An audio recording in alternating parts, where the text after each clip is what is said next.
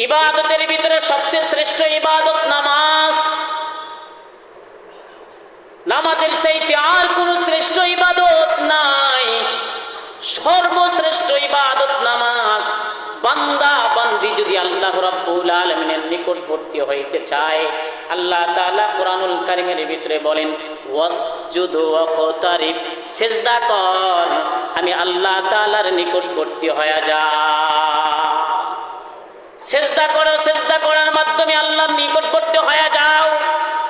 একথা আমার না, আল্লাহর কোরআনে আল্লাহ তাআলা বলেন ওয়াসজুদ, সিজদা করো, ওয়াকতারিব, আমি আল্লাহ তাআলার নিকটবর্তী হয়ে যাও। এছাড়া আল্লাহ রাব্বুল আলামিনের নিকটবর্তী হওয়ার মাধ্যম অন্য কিছু আল্লাহ তাআলা কোরআনের ভিতরে উল্লেখ করে নাই। যে তুমি যাকাত দাও, আমি আল্লাহ তাআলার নিকটবর্তী হয়ে যাও। তুমি হজ করো, আমি আল্লাহর নিকটবর্তী হয়ে যাও। তুমি রোজা রাখো, আমি আল্লাহর নিকটবর্তী হয়ে যাও। আল্লাহ তাআলা বলেন তুমি সিজদা করো, নামাজের ভিতরে সিজদা করো, আর আমি আল্লাহ রাব্বুল আলামিনের নিকটবর্তী হয়ে যাও। নামাজ এমন একটা গুরুত্বপূর্ণ ইবাদত, আল্লাহর হাবিব বলেন আকরাবু মা ইয়াকুনুল আবদু মির রাব্বিহি ওয়া হুয়া সাজিদ। কোন ব্যক্তি যদি আল্লাহ রাব্বুল আলামিনের নিকটবর্তী হতে চায়, তাহলে সে যেন সিজদা করে, মানে সিজদাকারী আল্লাহ রাব্বুল আলামিনের নিকটবর্তী হয়ে যায়।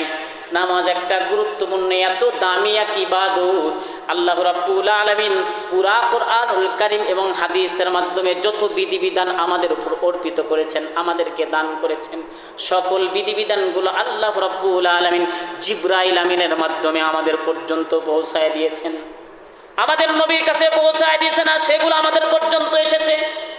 কিন্তু নামাজ এমন একটা দামি ইবাদত, যে ইবাদত আল্লাহ তাআলা জিবরাইল আমিনের মাধ্যমে, ওহীর মাধ্যমে আল্লাহ রাসূলের কাছে পৌঁছায় নাই।